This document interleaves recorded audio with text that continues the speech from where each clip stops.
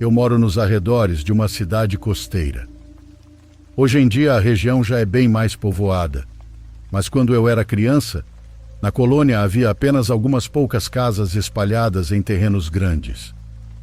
Não quero dizer o local exato, porque essa história é assustadora, mas também dolorosa. A colônia onde cresci era um lugar estranho com ruas longuíssimas, quase retas, que na minha infância pareciam infinitas. Não estavam em ruínas nem nada disso, mas davam a sensação de vazio, como se alguém tivesse traçado o loteamento e depois ido embora no meio do plano. As casas eram bem construídas, algumas de 2 andares com muros limpos, mas muito afastadas umas das outras, com terrenos enormes ao redor. Quando éramos moleques, íamos brincar no mato, às vezes ainda mais longe, lá para onde fica a lagoa. Hoje em dia eu nem me atrevo a ir, porque além de ter se tornado perigoso por causa de pessoas que surgem do nada no caminho, fica muito longe. Naquela época caminhávamos até 1h30 e ainda chegávamos cheios de energia, com vontade de sair correndo e de chutar a bola até ficar sem ar. Para chegar lá, sempre passávamos ao lado de uma casa que estava fora de qualquer limite lógico. Ela não fazia parte da colônia, não dava para nenhuma rua principal e estava ali como se alguém a tivesse largado no meio do terreno. A gente chamava de casa escondida, batizada assim porque tinha um muro alto de pedra que a rodeava completamente. Sempre pensei que os donos soubessem que iam abandonar a propriedade e levantaram um muro para fechá-la, para que ninguém entrasse quando eles já não estivessem mais ali. Se você espiava pela fresta de uma portinha mal encaixada no muro, dava para ver a casa lá no fundo. Um lugar enorme de terra dura, sem grama ou mato, como se nada jamais tivesse querido crescer ali. Toda vez que passávamos, batíamos na porta. Era brincadeira de criança. Dizíamos que se acordássemos, quem morava ali, ele sairia para nos procurar e nos perseguiria. Depois saíamos correndo, morrendo de rir, com aquele medo que é diferente quando você ainda não sabe o que é o medo de verdade. Se não me falha a memória, naquele dia estavam comigo meu primo Juan, alguns amigos da rua, Jorge, Fernando e Murilo. Nesse dia fomos de bicicleta. Quando chegamos à altura da casa escondida, Murilo nos disse para chegar mais perto, que queria nos mostrar algo. Disse que da outra vez tinha passado por ali, que deu a volta completa na propriedade contornando o muro e encontrou algo que, segundo ele, ia nos interessar. Mal paramos e já descemos das bicicletas de um pulo, largando elas jogadas na terra. Tínhamos entre 10 e 12 anos, já não éramos crianças pequenas, mas também não sabíamos medir o risco. Naquela época, ainda andávamos soltos o dia inteiro, sem celular, e sem ninguém ligando toda hora para saber onde estávamos. Murilo nos levou pela parte de trás do terreno, onde o muro parecia mais baixo, como se tivesse sido levantado sem nivelar bem o chão. Havia uma pedra grande meio enterrada, e com ela fomos nos ajudando para subir, um por um. Do outro lado não havia nada de especial, só o mesmo lugar seco que dava para ver pela fresta da porta. Terra amarela dura, sem marcas recentes, sem grama, sem lixo e sem sinais de que alguém estivesse entrando ou saindo. A casa ficava ao fundo e não parecia totalmente abandonada. As cortinas velhas estavam no lugar, daquelas grossas que se usavam muito antigamente, mas fechadas, como se alguém ainda se preocupasse com o sol. Entramos por uma porta lateral que não estava trancada. Não tinha fechadura, só empurramos e ela se abriu com um rangido de metal enferrujado. Lá dentro não cheirava a umidade nem a coisa podre, como a gente imagina em uma casa abandonada. Cheirava a lugar fechado e a poeira. Se você abria um pouco as cortinas, a luz entrava bem e dava para ver os móveis, as paredes limpas e o chão coberto por meio centímetro de poeira. O que mais nos deixou intrigados foi que a casa estava conservada. Havia móveis antigos, mas arrumados. Um sofá com capa, uma mesa com uma toalha amarelada e uma estante quase vazia. Nada estava jogado e nada estava quebrado. Em um dos quartos encontramos papéis. Não estavam no chão, estavam organizados dentro de uma gaveta. Eram folhas datilografadas. No começo achamos que eram poemas, pois tinham versos curtos e bastante travessão. Não entendemos muito na hora, só vimos que estavam datados e assinados. Também pegamos outras coisas que não pareciam importantes, mas que por algum motivo chamaram nossa atenção. Pegamos um enfeite velho, um cachorrinho de metal pesado para o tamanho dele e uma correntinha com uma mãozinha de ouro. Dividimos entre nós sem pensar muito. Não vimos como roubo, vimos como quando alguém leva algo de um lugar que já não pertence a ninguém. Nesse momento senti alguém me empurrar pelas costas, não forte, mas o suficiente para eu perder o equilíbrio. Dei um passo em falso e quase tropecei. Virei imediatamente e cheguei a ver algo se afastando pelo corredor. Não estava correndo, não estava andando. Movia-se de um jeito estranho e virou rente a uma das paredes da casa. Fui atrás daquilo só alguns passos, mas não encontrei nada. O impacto é a única coisa que lembro com clareza. Senti como se um par de pernas tivesse esbarrado em mim ao passar. Não falei nada nem perguntei nada. Continuei como se nada tivesse acontecido. Minutos depois saímos da casa. Saímos rápido. Não porque algo tivesse acontecido, mas porque já não nos sentíamos bem. A casa com luz, com tudo no lugar, dava mais medo do que se estivesse em ruínas. E honestamente não aconteceu mais nada. Isso foi o que quebrou nossas expectativas de casa abandonada e mal assombrada. Saímos para o pátio como se sai de qualquer lugar ao qual não se pertence. Sem correr, sem olhar para trás, mas com cuidado para que ninguém nos visse.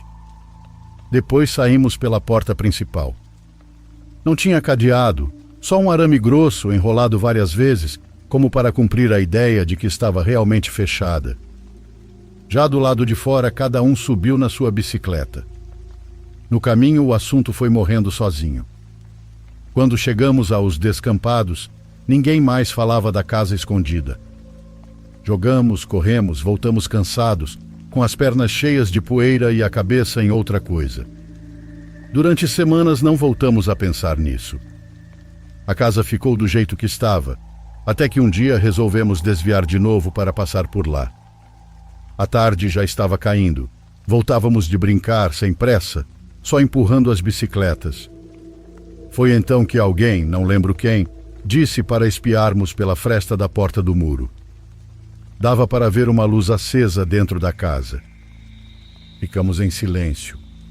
Alguém disse que talvez o dono tivesse voltado. Outro disse que com certeza estavam cuidando da casa. Ninguém sugeriu bater. Espiamos uma segunda vez, cada um por sua vez. As cortinas já não estavam fechadas, nós as abrimos no dia em que estivemos lá dentro e esquecemos de deixá-las como estavam. A casa que sempre esteve vazia agora parecia desperta. Não dava para ver uma pessoa inteira. Apenas os pés descalços desciam de cima do batente, como se alguém estivesse pendurado no teto. Depois eles se moveram, mas não para frente e para trás. Moviam-se de um lado para o outro, percorrendo o cômodo sem tocar o chão.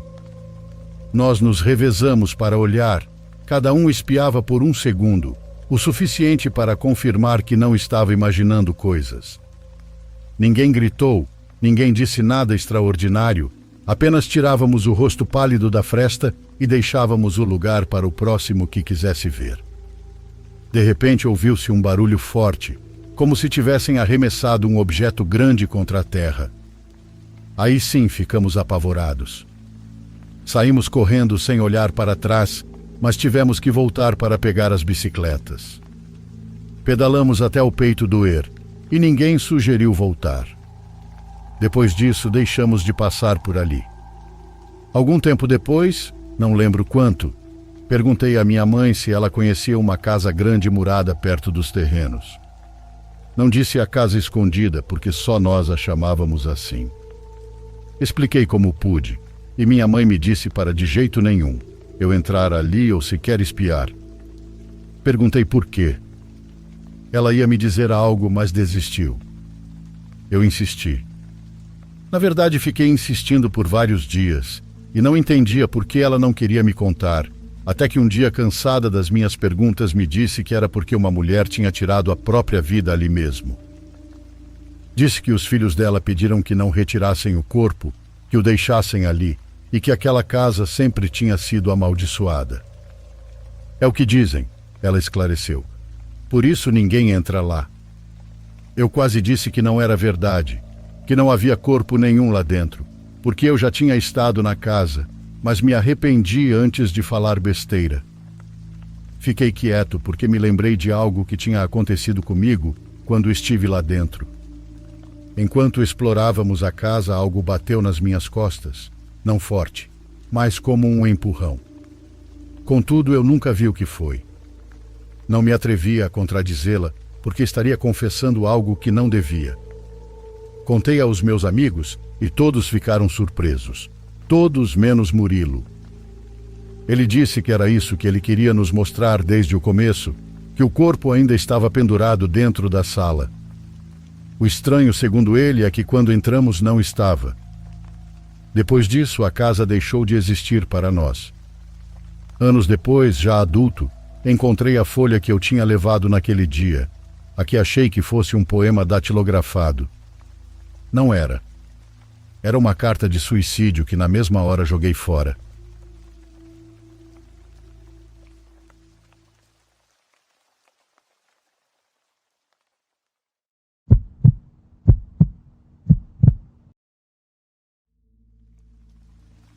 Quando eu era criança, morava com meus avós.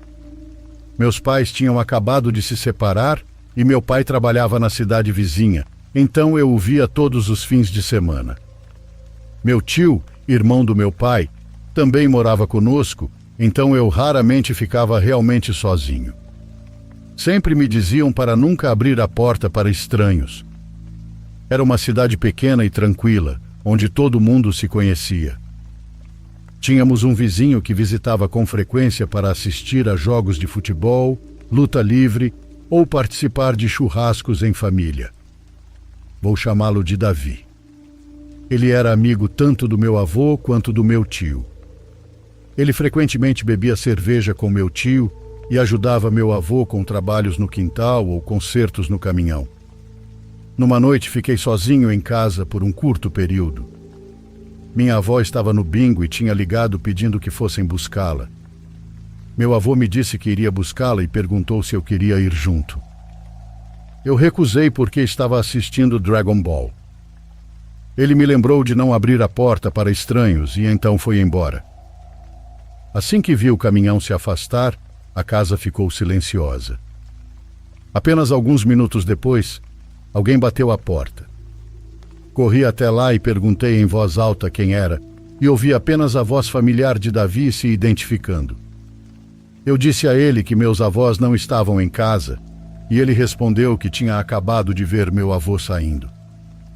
Eu disse que meu tio também não estava em casa, e ele disse que tinha falado com meu tio ao telefone, e sabia que ele estava bebendo na casa de um amigo.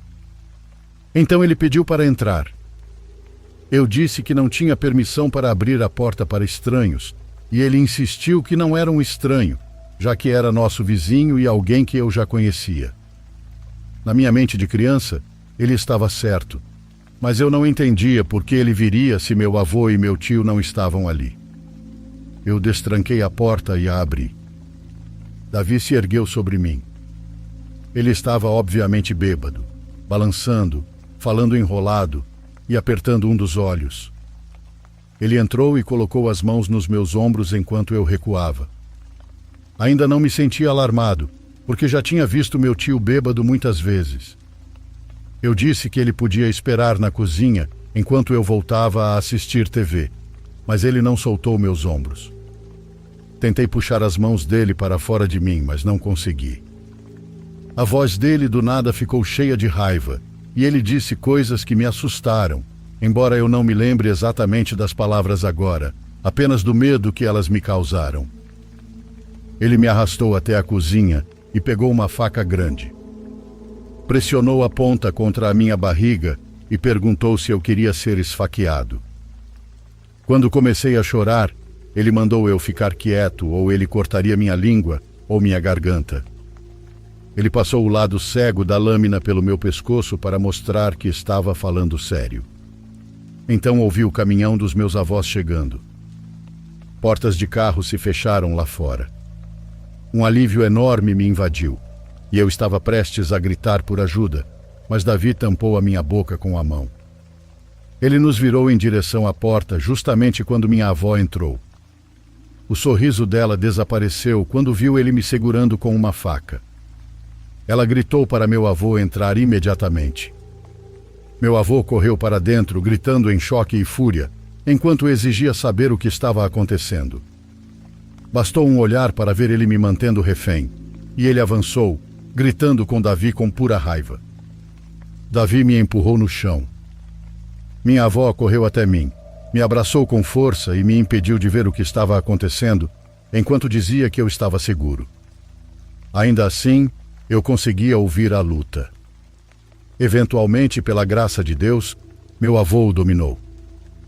Quando finalmente olhei, meu avô estava empurrando ele para fora da casa, gritando para ele nunca mais voltar, e então bateu a porta. À medida que cresci, percebi que Davi havia esperado deliberadamente. Ele devia saber que meu tio não estava em casa e que minha avó estava no bingo. Ele tinha visto meu avô sair. Aquele era o momento dele. Eu era jovem demais para entender suas intenções, mas acho que nem preciso explicar. Anos depois, após o funeral do meu avô, enquanto eu estava sentado com minha avó relembrando memórias, mencionei aquela noite e o quão heróico meu avô tinha sido. Ela pareceu desconfortável. Disse que realmente tinha sido uma noite aterrorizante. Ela perguntou se eu me lembrava de que meu avô tinha saído para caçar naquela mesma noite. Eu me lembrava vagamente dele saindo, embora caçar à noite não fosse algo que ele costumava fazer, a menos que envolvesse acampar. Quando perguntei por que ele saiu, ela disse que não se lembrava muito. Isso me fez pensar. Eles nunca chamaram a polícia para prestar queixa contra ele, e eu nunca mais o vi depois daquela noite. Meu avô era respeitado na comunidade. Ele era amigo de alguns policiais, frequentava a mesma igreja que eles e era conhecido por ser um bom homem. Digo com uma certeza de outro mundo que ninguém jamais questionaria se visse uma lona ensanguentada na traseira do caminhão dele enquanto ele saía da cidade tarde da noite.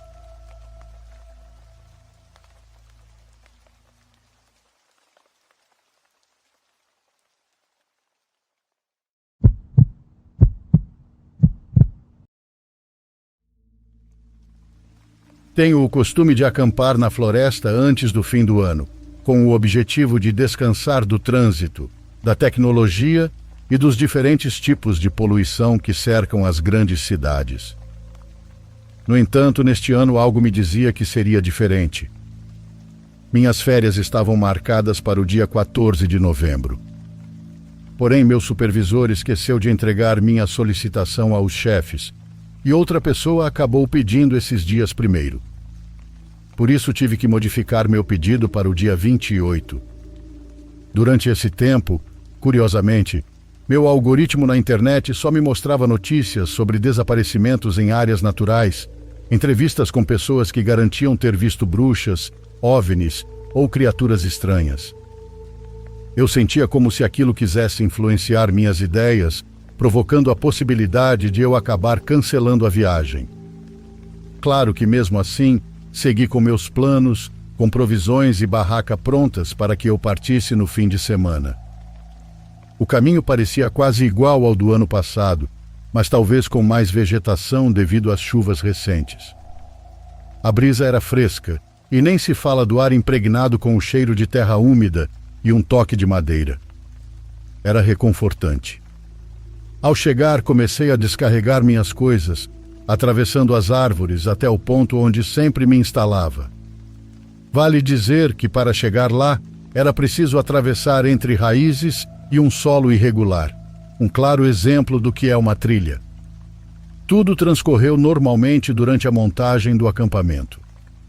Na verdade, agora que conto isso, percebo que as coisas começaram a ficar tensas ao entardecer, quando o sol já estava se pondo. Os sons naturais foram se apagando pouco a pouco. As aves, os insetos e até mesmo o vento parou de soprar, deixando-me envolto em um silêncio absoluto.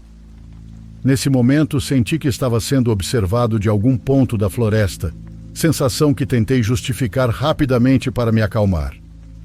Devia ser cansaço ou algum truque do cérebro tentando me manter alerta. O problema foi que não apenas meu pulso acelerou. Meu estômago se revirou e surgiu um impulso de largar tudo, sair correndo dali e fugir sem rumo pela floresta para escapar. Meu olhar se desviava a cada movimento, de um lado para o outro. Eu girava em várias direções sem encontrar nada. Naquele momento, até os espaços entre os troncos pareciam mais estreitos do que o normal. Por isso, não tenho certeza se o que vi foi real ou apenas um delírio, mas no meio da escuridão, consegui distinguir uma silhueta emergindo entre os troncos e galhos. Foi questão de segundos, como se tivesse apenas espiado.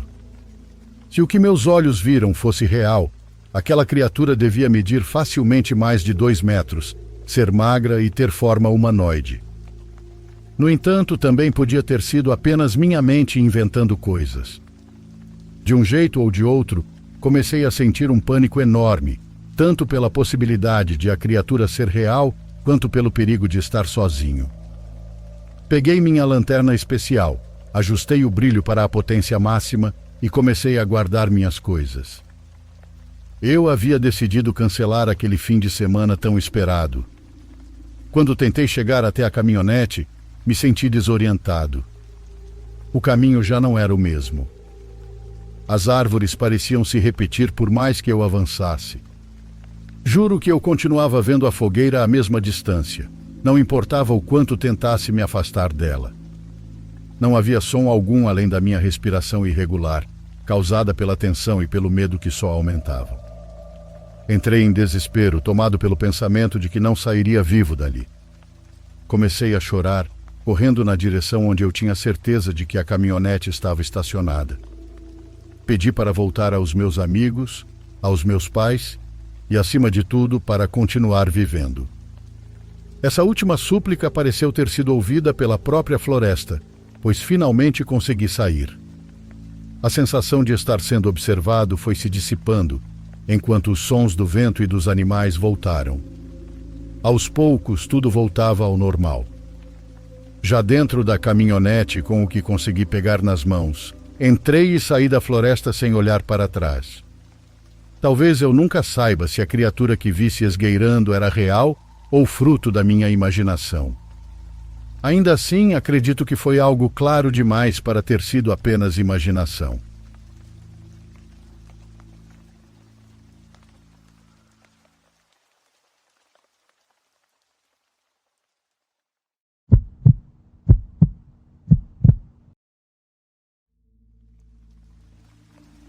Eu me lembro dessa noite como se fosse ontem, mesmo eu tendo 26 anos agora, e isso ter acontecido quando eu tinha 12. Meus pais me deixaram em casa naquela noite com meu irmão Felipe, que tinha 18.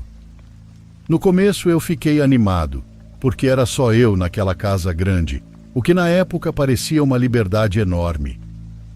Felipe me disse que ia sair por algumas horas com amigos, e me fez prometer que não contaria nada para nossos pais. Lógico que eu concordei porque eu confiava nele, e além disso, porque eu não iria querer a casa só para mim. Ele teria muitos problemas se meus pais descobrissem, e ele sabia disso. No começo achei que seria divertido ficar sozinho, especialmente em uma noite de fim de semana. Acabei indo para a sala de estar, onde decidi assistir a um filme de terror. Estar sozinho em casa, tendo aquela idade, não foi a melhor ideia, e é algo que aprendi da pior forma. Eu nunca tinha ficado sozinho em casa por tanto tempo antes, especialmente à noite, e sinceramente na metade do filme comecei a ficar com medo. Não exatamente por causa do filme em si, mas por causa dos sons da casa. Os estalos aleatórios do piso, o vento batendo nas janelas e até mesmo a geladeira estralando dava medo. Toda vez que o filme fazia um barulho alto, eu me assustava e olhava atrás do sofá, ou em direção à meia luz da escada que levava ao andar principal, esperando ver alguém ali. Eventualmente não aguentei mais, e não sabia por que estava me submetendo a me assustar daquele jeito. Desliguei a TV e corri escada acima para o meu quarto, como uma criancinha assustada fugindo de demônios imaginários que parecem te seguir no segundo em que você apaga a luz. Quando cheguei ao meu quarto, fui ao banheiro que ligava tanto ao meu quarto quanto ao quarto dos meus pais, onde escovei os dentes o mais rápido que pude e tentei me acalmar.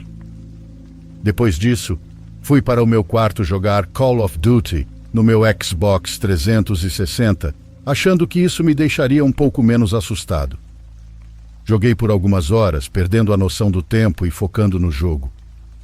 Eventualmente, meu time e eu morremos para os zumbis, e eu fiquei frustrado. Decidi que já estava tarde e que eu deveria ir dormir. Não muito tempo depois, senti a vibração da porta da frente se fechando e presumi que fosse o Felipe voltando. Fiquei deitado, ouvindo os sons do meu irmão se movimentando lá embaixo, o que era estranho porque normalmente quando ele chegava em casa, ia direto para o quarto dele. Porém havia sons estranhos vindo do andar de baixo por tempo demais, a ponto de começar a ficar incomum. Eram sons sutis, pequenos passos ou batidas difíceis de descrever. Senti aquele frio no estômago que chega a dar ânsia. Aquela ideia idiota de assistir a um filme de terror estava realmente mexendo comigo. Levantei e fui até a janela olhar para fora, esperando ver o carro do meu irmão onde ele costumava estacionar, mas ele não estava lá. Foi aí que o verdadeiro pânico se instalou. Eu não tinha celular naquela época, então não tinha como entrar em contato com meus pais sem sair do quarto e ir até um dos telefones da casa, o que parecia impossível naquele momento. Caminhei silenciosamente até a porta do meu quarto para confirmar que estava trancada, sabendo que a fechadura podia ser aberta do outro lado, apenas com uma unha. Eu sabia que se alguém quisesse entrar, poderia facilmente. Olhei ao redor e decidi que o único lugar seguro para me esconder era o pequeno armário planejado que ficava na parede do meu quarto. Me espremei lá dentro, fechei a porta com cuidado por dentro e tentei me acalmar enquanto escutava. Foi nesse ponto que me lembro vividamente de torcer para que eu estivesse apenas sendo excessivamente paranoico e que realmente fosse o Felipe. Eventualmente, ele estacionou do lado da casa. Segundos depois, ouvi alguém mexendo na porta, tentando entrar, e então, momentos depois, a porta se abriu. A pessoa estava dentro do meu quarto e eu não fazia ideia de quem era ou do que queria. Fiquei completamente imóvel, ouvindo passos se movendo pelo meu quarto e sentindo coisas sendo mexidas e deslocadas. Cada segundo parecia uma eternidade. Eu estava aterrorizado, com medo de que a porta do armário pudesse se abrir a qualquer segundo e que eu pudesse morrer. Eu ainda rezava para que fosse meu irmão, mas permaneci em silêncio, mal respirando e torcendo para que quem quer que fosse embora. Em certo momento consegui ouvir a pessoa arrastando algo pelo chão, o que me deixou ainda mais nervoso. Parecia que horas tinham se passado, embora provavelmente fossem apenas minutos. Eventualmente ouvi os passos se afastando e saindo do meu quarto. Fiquei no armário pelo que pareceu uma eternidade, até que finalmente ouvi o Felipe chamar meu nome do outro lado da casa. A voz dele soava urgente, irritada, e alguns momentos depois, ele entrou no meu quarto e chamou meu nome novamente. Saí do armário, e a primeira coisa que ele fez foi gritar comigo, perguntando o que eu estava fazendo ali e o que eu tinha feito no quarto dele. Foi nesse momento que ficou confirmado para mim que, de fato, não era meu irmão quem estava na casa. Expliquei a situação o mais rápido que pude, ainda tremendo e sem conseguir parar minhas mãos de tremer. Quando ele entendeu, nós dois nos levantamos e começamos a olhar a casa juntos. Foi então que percebemos o quão ruim a situação realmente era. Gavetas tinham sido puxadas e alguns dos nossos eletrônicos haviam sumido, incluindo TVs e consoles de videogame. Ficou claro que alguém tinha passado pela casa e levado coisas de valor. Felipe ligou imediatamente para a polícia, sabendo que aquilo era sério, e esperamos juntos, verificando tudo para garantir que nada mais tivesse sido levado. A polícia chegou e fez um boletim de ocorrência, anotando tudo o que estava faltando e nos fazendo perguntas sobre o que havia acontecido. Eles disseram que iriam investigar e que deveríamos esperar nossos pais chegarem em casa. Por volta das 4 da manhã, nossos pais chegaram. Meu pai estava furioso e foi direto para cima do Felipe, dando um tapa bem no rosto dele por ser tão descuidado. Eu fiquei com dó dele porque todo o seu dinheiro também foi roubado. Minha mãe foi ver como eu estava, me deu um abraço e disse que só estava feliz por eu estar seguro. Felipe foi obrigado a partir daquele momento a compensar tudo o que havia sido roubado e passou a ser tratado com extrema cautela depois daquela noite. Eu, por outro lado, não fui punido de forma alguma. Eu apenas fiquei abalado com o que havia acontecido e toda a experiência ficou comigo por anos. Toda vez que eu pensava nisso, conseguia sentir o medo novamente, lembrando de me esconder naquele armário e ouvir alguém andando pelo meu quarto, sem saber se eu sairia dali vivo. Foi, de longe, a experiência mais assustadora da minha vida, e ela permanece comigo até hoje.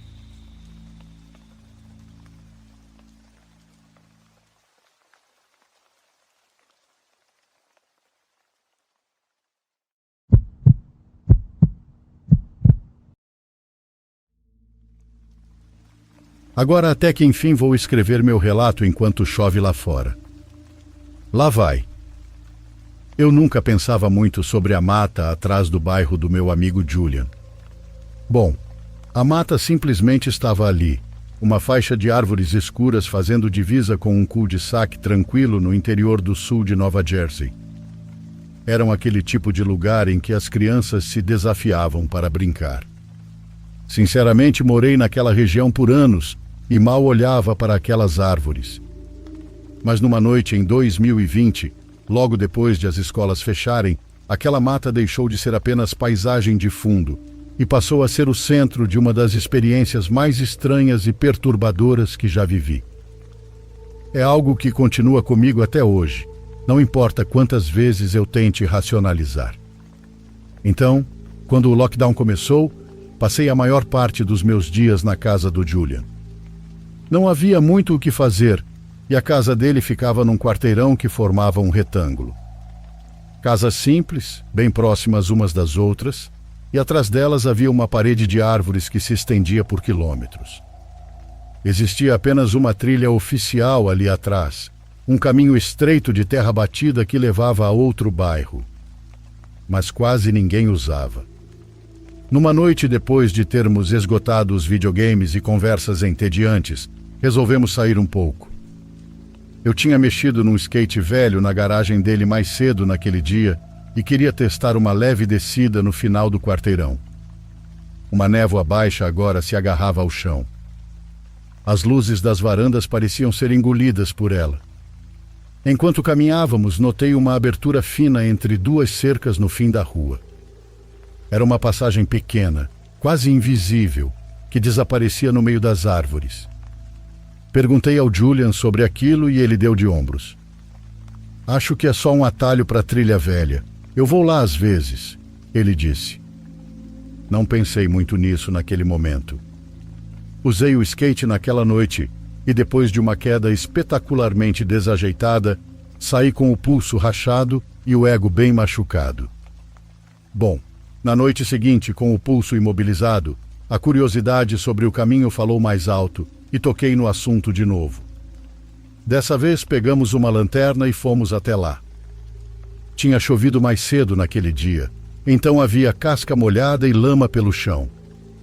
Mas não ligamos as lanternas até passar pelas últimas casas, pois não queríamos parecer suspeitos ou como se fôssemos assaltar alguém. E o que aconteceu depois Até hoje não faz sentido para mim. A trilha era estreita, mas clara no começo. Tinha muito galhos quebrados, pegadas e milhares de latas de cervejas. Mas não ficamos satisfeitos em permanecer no caminho principal e quando chegamos à bifurcação que levava ao outro bairro, idiotamente viramos à esquerda, direto para a mata sem marcação. A copa das árvores engoliu a luz quase imediatamente. Quanto mais avançávamos, mais silencioso tudo ficava. Até o zumbido das estradas próximas desapareceu, substituído por uma quietude antinatural. Depois de uns 5 minutos, houve um estalo forte vindo das árvores à nossa frente. Pesado, como alguém pisando num monte de galhos e pulando em cima deles. Congelamos e apontamos as lanternas para frente, mas não havia nada. Nem sequer o som de algum animal fugindo.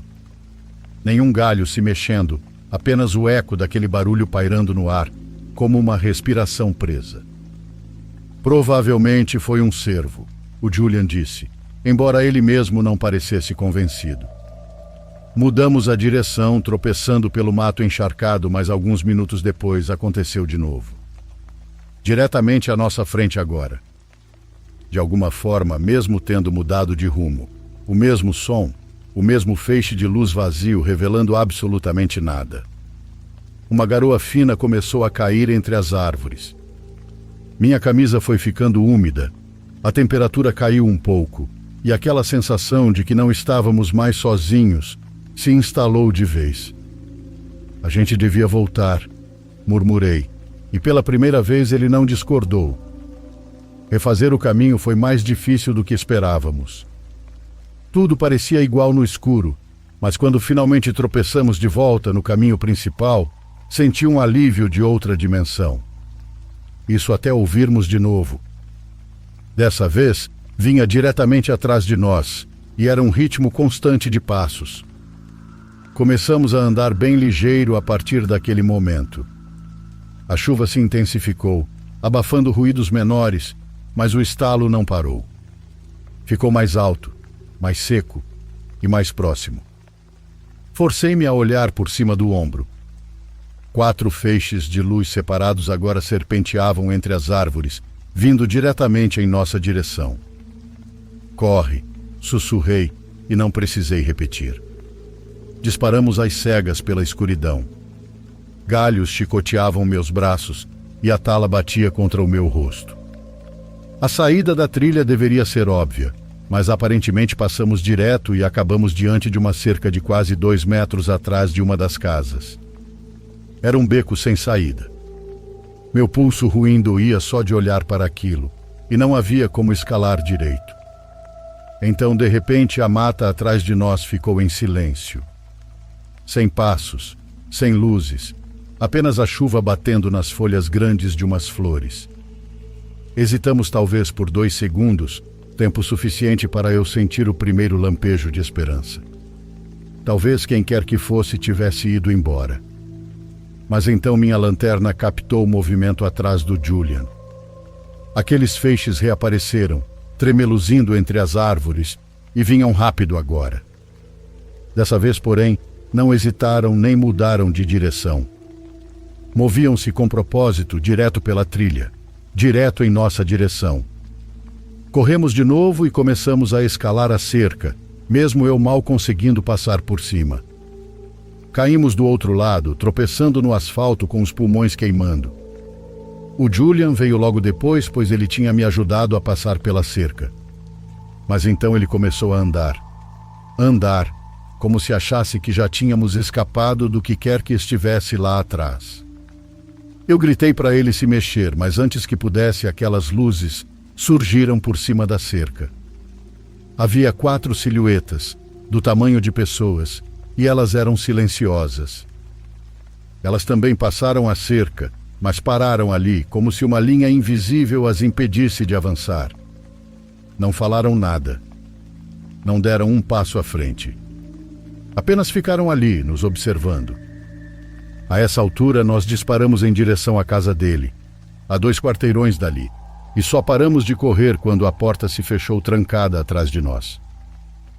Minhas roupas estavam completamente encharcadas. Meu pulso doía pra caramba e minhas pernas pareciam de borracha. Ficamos sentados em silêncio por um longo tempo, tentando recuperar o fôlego e também tentando entender o que tinha sido aquilo. Mas quanto mais conversávamos, menos sentido fazia. Se fossem policiais, com certeza teriam se identificado. Se fossem caminhantes, não estariam no meio de uma tempestade sem nenhum veículo por perto. E definitivamente não teriam perseguido 2 adolescentes por uma mata sem trilha daquele jeito. Não havia como ser um grupo vindo pela trilha lateral. Teríamos visto as luzes muito antes. Então, quem quer que fossem, já estavam naquela mata. Já estavam perto. E aparentemente já nos seguiam. A pior parte, pelo menos para mim, é que eles não disseram uma única palavra. Eu nem sequer ouvi respiração ofegante ou qualquer coisa assim. Anos depois, ainda evito aquela parte da cidade. Aquele pedaço de floresta parece errado de um jeito que eu mal consigo explicar. Quero dizer, nada sobrenatural aconteceu. Não houve figuras desaparecendo, nem olhos brilhantes, nem distorções impossíveis da realidade. Tudo era físico e plausível. Mas pessoas com intenções desconhecidas, escondidas numa mata no meio de uma tempestade, seguindo 2 adolescentes. Esse é o tipo de perigo real que nunca te abandona.